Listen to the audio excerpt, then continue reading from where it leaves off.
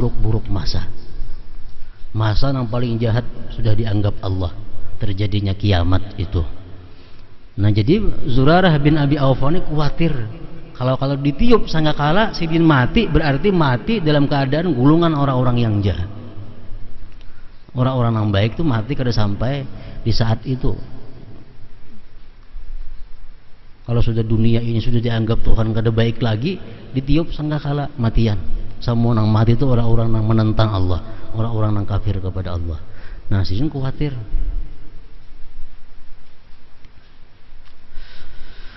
Dan sebagian yang lain menjerit ketika mendengar ayat dzalika liman khafa maqami wa khafa wa'id. Yang demikian itu adalah untuk orang-orang yang takut akan menghadapi kehadiratku dan yang takut kepada ancamanku. Dan ayat idil aghlalu fi a'naqihim wassalasilu yushabuna fil hamim summa fin nari yusjarun. Ketika belenggu dipasang di leher mereka. Ini orang-orang yang bangga berbuat dosa. Ancaman orang-orang yang bangga berbuat dosa. Ancamannya apa kena? Belenggu digulung, rantai dibatis, dimasukkan tati harap di dalam neraka jahanam. Ini ancaman orang-orang yang bila melakukan dosa, ini gembira, agak lawan dosanya. Umpamanya seorang laki-laki memakai pakaian yang dilarang Allah, laki-laki memakai emas, agak lawan pakaiannya. Nah, ini kena hukumannya itu. Bini-bini yang berbaju baik, bajunya kelihatan aurat, agak dengan bajunya, bangga dengan bajunya, padahal baju yang dimurkai Allah. Nah, ini kena dibelenggu lehernya, batisnya dirantai. Dan bukan hanya itu, mulai inya menghadapi sakaratul maut, itu sudah menemukan siksa-siksa Allah Subhanahu wa ta'ala. Maksiat itu, kita manusia memperbuat maksiat, itu Allah memahami, Allah memaklumi kalau kita ini maksiat, karena kita ada nafsu. Cuma Allah itu marah kalau kita bangga dengan maksiat. Bertambah-tambah yang melakukan maksiat. Itu Allah itu kadang mengambil toleransi lagi. Kalau kita berbuat maksiat tapi sedih hati, itu dimaklumi oleh Allah, diampuni oleh Allah.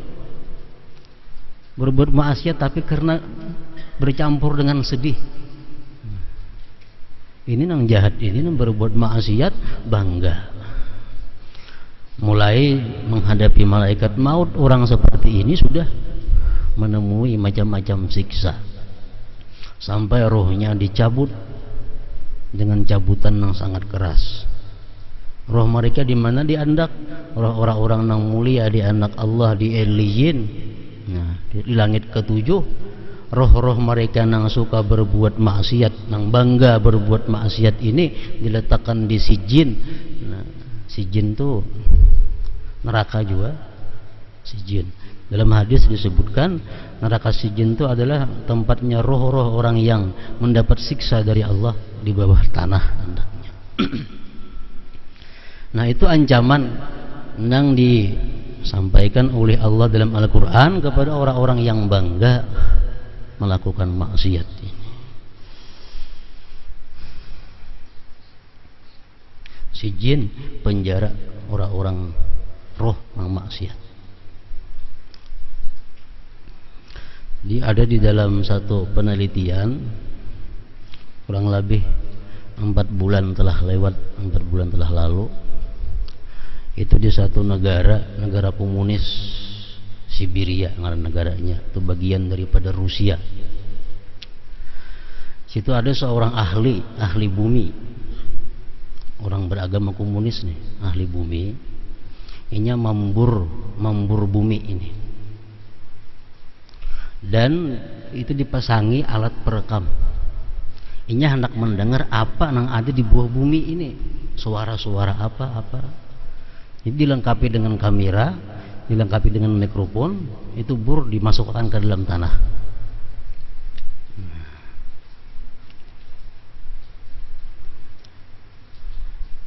Semeter, 2 meter bur terus sampai bur itu masuk ke dalam tanah 70 km, 70 pal. Nah, suara mikrofon yang diandak di bur itu mendengar teriakan-teriakan orang yang kena azab, orang-orang yang kena pukul. Bahkan dalam rekamannya itu ada terbuat Allahu Akbar 2 kali. Mungkin tuh orang Islam yang beriman tapi disiksa di si jin itu. Nah, setelah rekamannya diangkat, nang tukang rambut pingsan orangnya. Ini diteliti, itu memang suara manusia yang kena siksa, suara manusia yang kena azab. Jadi berhasil direkam itu 32 detik rekamannya, teriakan-teriakan orang yang kena siksa, kena pukul. Nah, andaknya di bawah tanah di kedalaman 70 km. Itu ada CD-nya itu, rekamannya itu ada beredar. Jadi menunjukkan bahwa apa yang disampaikan Rasulullah itu benar, bahwa si jin itu andaknya di bawah langit, di bawah bumi nang ketujuh, iliyin di atas langit nang ketujuh. Iliyin tempat ruhnya orang-orang nang takwa kepada Allah, si jin ini andaknya tempat ruh orang-orang yang maksiat kepada Allah Subhanahu wa taala. Nah, membuktikan Rasulullah itu benar apa yang beliau sampaikan. Dan diteliti itu suara manusia. Kuciakan-kuciakan di situ, bepukulan macam-macam.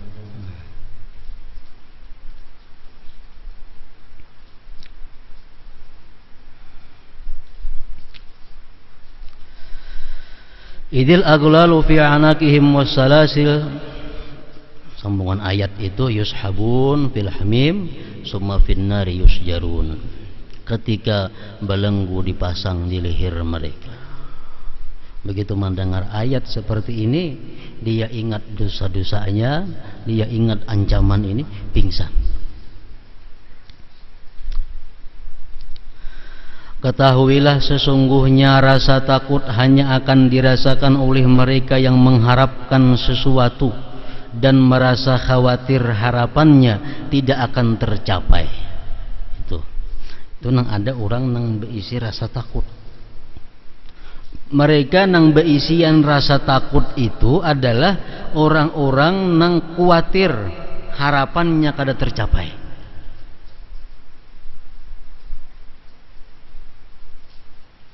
Oleh karena itu orang yang berputus asa tidak akan pernah merasakan takut. Kalau kita nema kapingin kita hendak masuk surga, kita kapingin hendak masuk surga itu, pasti kita takutan kalau kada masuk ke situ. Nah, karena kita khawatir tidak tercapai sesuatu yang kita inginkan, timbul takut. Orang nang kada kapingin masuk surga kada takut. Orang tuh kada kapingin di surganya kada takut. Kenapa? Karena kada ada kehilangan nang diinginkannya. Para wali begitu merasa takut sebab mereka sangat mengharapkan Allah dan segala karunia-Nya.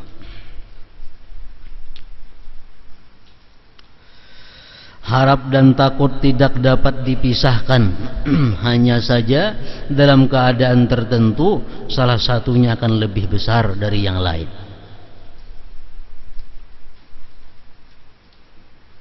Bulak-balik hati kita antara takut lawan mengharap itu, sehingga kita bisa beribadah, sehingga kita bisa menjauhi yang haram. Karena apa? Karena bulak-baliknya harap dan takut dalam hati. Cuma kadang-kadang yang mana yang harus kita perbanyak takut, kadang-kadang kita perbanyak harap sesuai keadaan yang kita hadapi. Umpamanya di hadapan kita ada maksiat, tinggal lagi selangkah kita gawi maksiat. Nah di sini yang ditunjukkan apa? Takut. Maksiat, nah selangkah lagi maksiat. Di sini yang ditunjukkan takut. Wah, aku gawe maksiat, berusia aku mati belum tobat habis am. Umur kada tahu. Ini ada peluang bagus, cuma maksiat. Amun ku gawe ini plak mati, habis sama ku neraka. Nah takut di situ. Dalam hal kita menghadapi maksiat, jangan sekali-kali mengandalkan harap. Bila kita mengandalkan harap, tagawi sudah maksiat. Bilang ada maksiat, wah Tuhan mampuni aja, ada apa? Tagawi sudah maksiatnya. Karena salah mandak harap dan takut itu. Nah kalau kita di hadapan kita ada perbuatan-perbuatan yang mulia, perbuatan-perbuatan yang baik, nah di situ kita utamakan apa? Harap ini. Kita melihat ada orang kesengsaraan, melihat ada orang yang memerlukan bantuan. Nah di situ kita harap, nah mudahan aku dah diridai Allah, mudahan aku digantikan Allah dunia akhirat, diberi. Nah, ini memberi karena yang kita hadapi ini perbuatan baik. Nah kalau kita berhadapan perbuatan baik nang kita tunjulakan ini takut kada tagawi perbuatan baik. Ada orang memerlukan bantuan, ini mun kusumbang nih berusaha aku ria kada terima Tuhan juga. Berusaha aku kada ikhlas nek perayaan. Nah kenapa? Karena takut menghadapi kebaikan. Padahal bila kita menghadapi kebaikan ini nang mestinya harap itu nang diperbanyak, harap nang dimanangkan.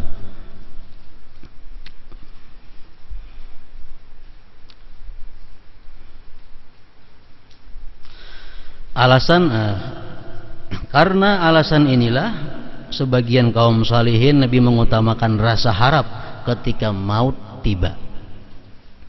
Orang yang sudah dalam sakaratul maut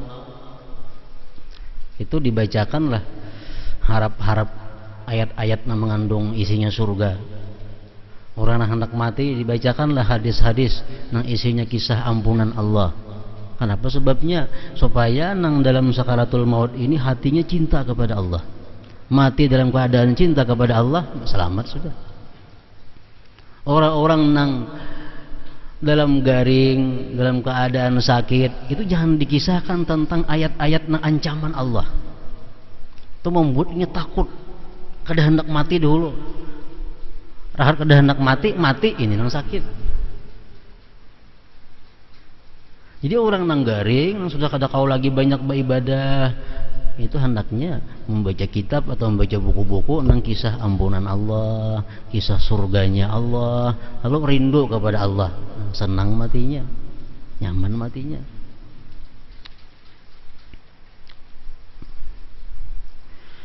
Rasa takut merupakan obat dan cambuk yang digunakan sebagaimana obat dan cambuk pada umumnya. Jika digunakan secara berlebihan, maka akan menjadi penyakit yang perlu diobati pula. Obat kebanyakan minum, terima kada pingsan. Nah, jadi takut lawan harap itu ada bagiannya, ada dosisnya. Meskipun rasa takut berlebihan ini pada dasarnya baik, tetapi dia tetap harus diobati dengan rasa harap. Seseorang yang rasa takutnya kecil sehingga sedikit pun tidak mampu merubah perilakunya, tidak dapat mendorongnya untuk beramal saleh dan menjauhi maksiat, sebenarnya sama dengan orang yang sama sekali tidak memiliki rasa takut. Rasa takutnya kepada Allah, rasa takutnya kepada siksanya sedikit, kada mampu menahan inya berbuat maksiat. Ini sama dengan orang yang kada berisi rasa takut. Dalam hati kita dia anggap ada punya rasa takut kalau sudah mampu mengandang kita daripada maksiat. Hanya dipadahkan ada berisi takut. Jadi takut kepada azab Allah, takut kepada Allah itu berguna kalau sudah mampu mencegah perbuatan maksiat. Ini yang dipuji oleh Allah dalam Al-Quran, dipuji Rasulullah dalam hadis. Jadi takut yang bermanfaat itu takut kepada Allah, takut kepada azab Allah. Kada ada manfaatnya bila takut hal-hal bersifatnya duniawi. Nah, itu kada ada manfaatnya. Ketakutan Bejina, takutan zina. Kenapa takutan? Kalau aku berpenyakit kaina, aku ketahuan orang, bisa mungkin aku ribut orang. Ini takut nang macam ini kadang mendatangkan apa-apa dari sisi Allah, kadang mendatangkan manfaatnya. Takutan berjudi, kenapa? Kalau aku bangkrut, pasti menang, empatnya berjudi.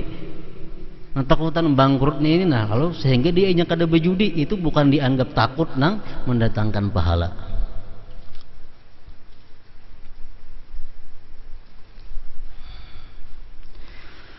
Tingkat rasa takut setiap orang berbeda, tergantung keimanannya, keyakinannya. Tingkat rasa takut setiap orang berbeda. Ada nang punya takut kekal dalam neraka.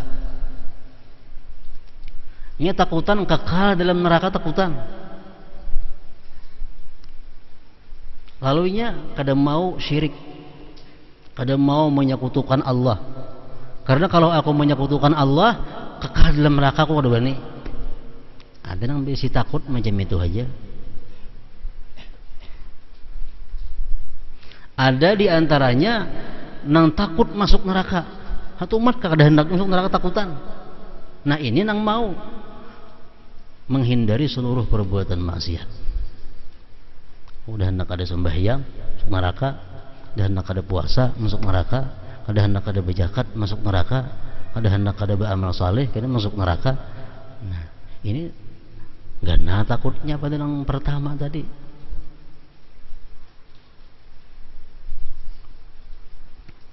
Tingkat rasa takut setiap orang berbeda.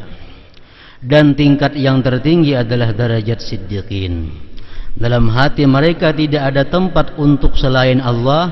Meskipun demikian mereka masih memiliki akal sihat. Jika seseorang mencapai derajat ini tetapi kesadarannya berkurang, maka kedudukannya lebih rendah dibandingkan yang pertama. Orang yang takut kepada Allah lalu dia hilang akalnya, pingsan,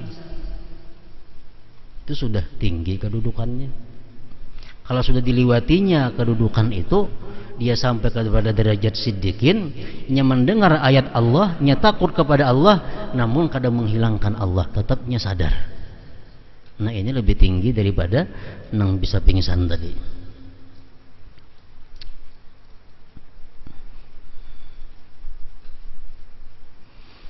Seperti diriwayatkan,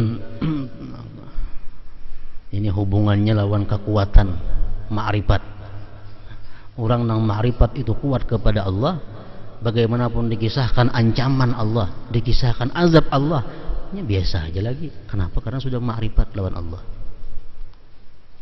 Kada tergugah lagi dengan hal-hal seperti itu, karena batinnya sudah kuat. Seperti waktu Rasulullah wafat. Waktu Rasulullah itu wafat, ada sahabat nang gila. Gitu mendengar Rasulullah meninggal, ada sahabat tuh nang gila. Begitu kabar Rasulullah meninggal, ada sahabat nang lumpuh, pingsan. Begitu ada kabar Rasulullah meninggal, ada sahabat tuh nang diam, kada kau bersuara, tapatri muntung.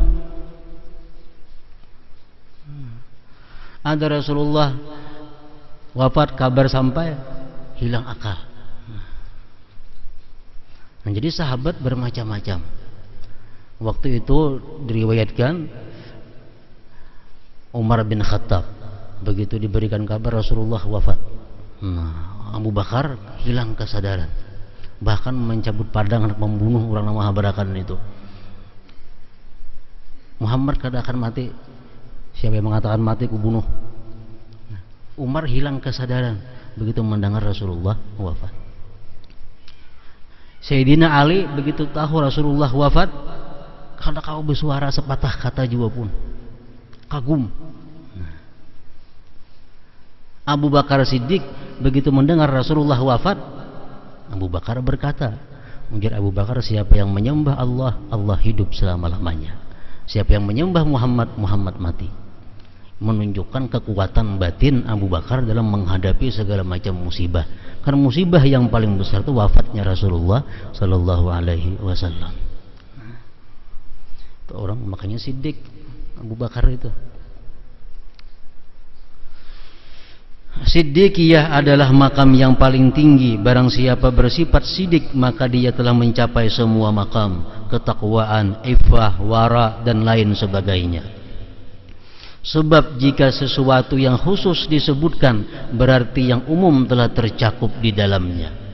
Kalau orang tuh sudah punya titel siddiq, semuaan ada dalam dirinya sudah. Khaufnya, rajanya, tawakalnya, sabarnya, zuhudnya, waraknya, semuaan ada. Kalau sudah orang tuh disebut siddiq. Sebab jika sesuatu yang khusus disebutkan, berarti yang umum telah tercakup di dalamnya.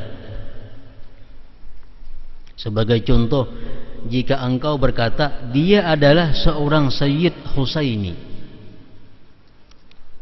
dia adalah seorang Sayyid keturunan Sayyidina Husain. Itu orang keturunan Sayyidina Husain. Berarti dia adalah seorang Alawi, seorang keturunan Sayyidina Ali. Jelas kalau tuh, kalau orang tuh keturunan Sayyidina Husain, berarti keturunan Sayyidina Ali. Nah, bila orang keturunan Sayyidina Ali, pasti sudah Hashimi, itu Bani Hasim sudah. Bila Bani Hasim itu berarti dia Quraisyun, orang Quraisy. Bila seorang Quraisy berarti Arabiyun, berarti dia orang Arab.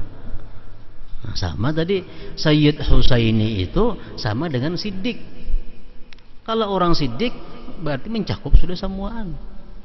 Nah, sama Sayyid Husaini, keturunan Sayyidina Husain, berarti sudah keturunan Sayyidina Ali, keturunan Bani Hashim, keturunan Quraisy dan Arabi. Kalau dia orang Arab, belum tentu lagi dia Bani Hashim, belum tentu dia keturunan Sayyidina Ali, karena orang Arab tuh banyak. Nah, sama kalau dia dikatakan sudah bersifat zuhud, belum tentu dia bersifat yang lain-lainnya, tawakal, khauf, raja. Tapi kalau siddiq, nah sudah mencakup semuaan. Siddiq adalah orang yang bersifat paling siddiq dalam semua makam. Siddiq adalah sebuah kedudukan yang dekat dengan derajat kenabian dan risalah. Jadi imbah orang tu nabi, siddiq aja lagi hendaknya.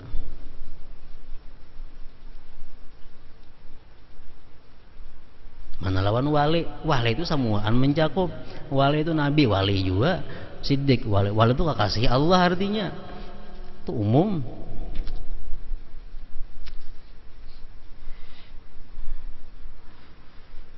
Siddiq adalah orang yang bersifat paling siddiq dalam semua makam. Siddiq adalah sebuah kedudukan yang dekat dengan derajah kenabian dan risalah. Setelah makam iman dan yakin, harap dan takut adalah makam pertama dalam agama. Iman dahulu modal. Amantu billah wa malaikatihi wa kutubihi wa rusulihi wal yaumil akhir wal qadar khairihi wa syarrihi minallah. Iman kepada Allah. Iman kepada Allah ini luas, sifat Allah, zat Allah, segala macamnya. Iman kepada malaikat, iman kepada rasul-rasul, beriman kepada Nabi Muhammad, beriman kepada apa yang disampaikan Nabi Muhammad itu benar. Beriman dengan kutubnya, kitab-kitab Allah, Quran. Semua Quran isinya adalah benar. Itu iman. Iman. Nah, sesudah iman hanya ada yakin. Yakin ini apa artinya? Kekuatan iman. Kekuatan iman.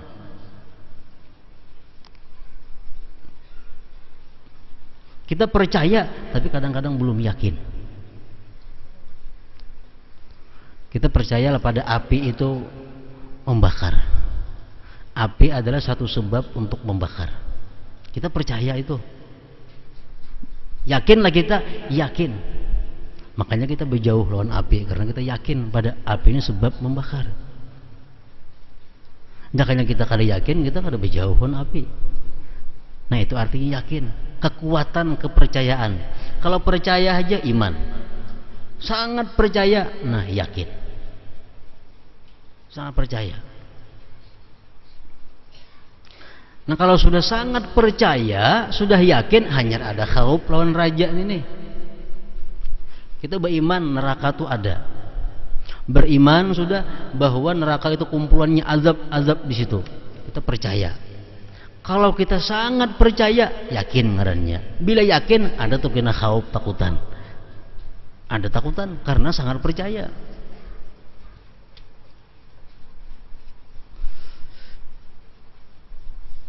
Orang nang kada ada keyakinan, kada akan ada takut. Harap dan takut adalah makam pertama dalam agama. Kemudian makam sabar dan mujahadah, artinya bersungguh-sungguh berjuang untuk menggapai keridaan Allah. Lalu makam tajrid, mengusungkan hati dari selain Allah dalam berzikir. Tajrid, mengusungkan hati dari selain Allah dalam berzikir, bersyukur, berfikir dan berma'rifah kepadanya. Nah setelah itu, sesudah itu ma'rifah tadi, makam al-unsi billah, mahabbah, ridha, tawakal dan thiqah kepada Allah Ta'ala. Setelah bermujahadah, seseorang akan memperoleh hidayah petunjuk untuk berma'rifah kepadanya. Allah mewahyukan walladzina jahadu fina lanahdiyannahum subulana, dan mereka yang bermujahadah mencari keridhaan kami, maka benar-benar kami tunjukkan, hidayahkan kepada mereka jalan-jalan kami. Kalau kita hendak jadi orang nang syukur, bujur-bujur hendak, Allah beri.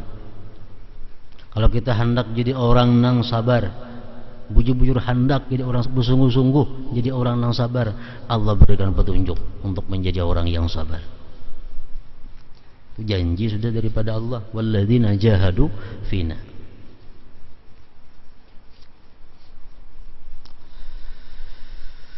Setelah memperoleh ma'rifah, manusia akan merasakan al-unsi, jinak dan mahabbah, cinta kepada Allah Subhanahu wa ta'ala.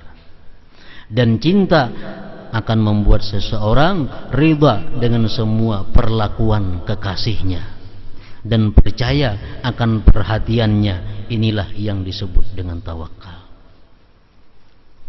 Orang cinta kepada Allah karena dia kenal Allah. Orang-orang yang awam bisa cinta kepada Allah karena kebaikan Allah. Allah memberikan kita nafas, Allah memberikan kesehatan, Allah memberikan kita macam-macam. Kalau dibayar dalam duit, kada kaum bayar. Lalu cinta kepada Allah. Nah ini jalannya orang-orang awam.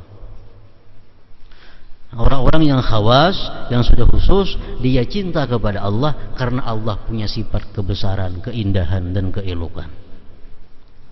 Jadi orang-orang yang khawas itu, walaupun Allah itu memberikan bala kepadanya, memberikan ujian kepadanya, tetap cinta kepada Allah. Kenapa? Karena mencintai Allah bukan karena perbuatannya, tapi karena sifat yang ada pada zat Allah.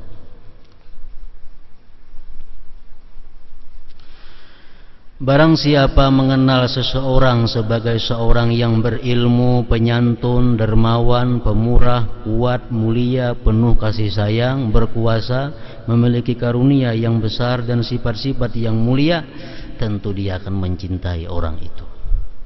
Merasa yakin akan perhatiannya, ridha dengan perlakuannya, berusaha untuk dekat, mengabdi dan berlindung kepadanya, serta meninggalkan segala sesuatu yang dapat menjauhkannya dari orang tersebut. Semoga Allah menjadikan kita sebagai orang-orang yang Dia cintai dan memelihara kita sebagaimana Dia memelihara hamba-hambanya yang salih dalam keadaan baik dan sihat. Amin ya rabbal alamin. Sidik dan ikhlas.